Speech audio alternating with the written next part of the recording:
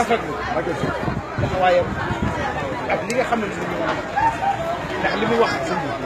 noonu la bi fi ñëwee mu ne bëgg dara loo xam ne ma xalaat sa yaram wala ndax bëgg su koy dégg bariwul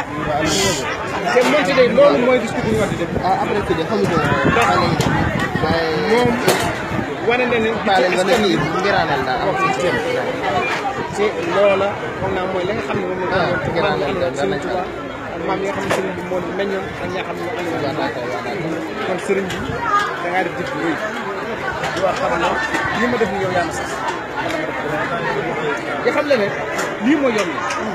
dama ne lii mooy li nga def yàgg naa wax ne état dafa war a ànd ak kilifa diine yi jëfandikoo seen capacité de mobilisation ngir développer réew mi waaye gëw ma ne état dafa war a ànd ak kilifa diine yi ngir di gagné ay élection gëw ma waaye ndax tey gagné élection mi ngi aju ci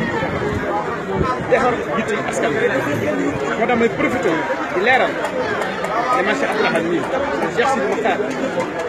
li ma doonoon moom ma nekk ci li nga xamante ni bii dinaa nekk moom jox na ma mën digal bu leer nañ lu amal seere bis bu seere yi bis wax seere yi jotee waaye loolu agudul ci wante musuma wax ne Cheikh Sidi Mokhtar daa jox ndigal mënu ñu waxtaan leer nañ kon ndigal li mu joxe man la ko jox ma jóg na assumer sama responsabilité jël ko dem ci askan bi di wax ak ñoom di leen dimbali di leen convaincre di tër ay stratégie pour gagner élection te incha allahu lii nga xam ne tey jii moo am bu sóob wane na élection yi parce que ñu définitive waaw ñi nga xam ne ñoo ne ci beneen camp bi lii ay lamb di fi dugal ay ngànnaay di wax ay fala di jéem a yàq élection yi loolu sotti duñu ko nangu tey duñu ko nangu ëllëg may leeral ne ñun ndigal li sëriñ bi joxe woon ci la ñu nekk xeexuñu saagaluñu duñu saaga aussi rawatina baal naa la joxal bi sëñ bi yàlla ak jëmm sëriñ Tuubaa mais li nga xam ne mooy suñu waxtaan dinañ ko sécuriser dinañ ko assurer ba au soir du 30 bu soobee yàlla mbir mi dina leer nañ te lii ma def fii sama gëm-gëm la ndax ñuy wax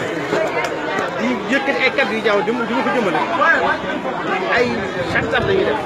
ñu ci bëri xaalis ko ma jënd ambulance su ma ko joxee ñu nag wante bàyyi leen di wax damaa gënal mooy jëf loo xam ne day àgg directement ci askan wi ndax man loolu la boobu politique laay mën a mu politique de développement ci laa nekkoon wax naa léegi ne la en 2003 dikk naa fii def ay financement ci ak sama cabinet dans le cadre de politique on la kon fii tey jii sama yoon bu njëkk te bu 2003 ak léegi man la foog naan fukki at ak ñeent dina xamal ne nag bokk gi ñu bokk gis-gis tax na ba def naa la seen premier partenaire dans le département de Mbacké ngir ñu ànd liggéeyal askan foofu laa nekk et je voudrais magnifier la qualité du leadership de Serigne Abdou. Quand je suis venu le voir, il m'a dit je ne veux rien qui me soit décidé personnellement. Tout ce que je veux,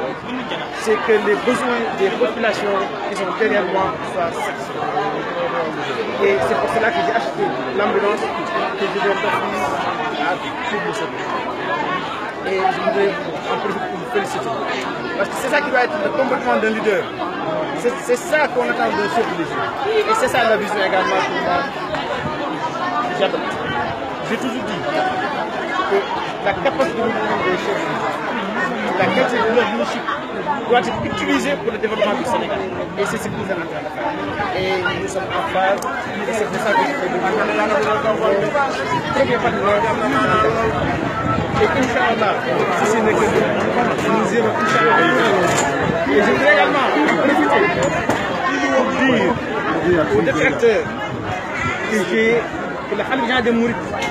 le ndigal qu'il a donné, mais personnellement destiné. Que ça soit clair. J'ai jamais vu qu'il a donné un ndigal. Et vous ne savez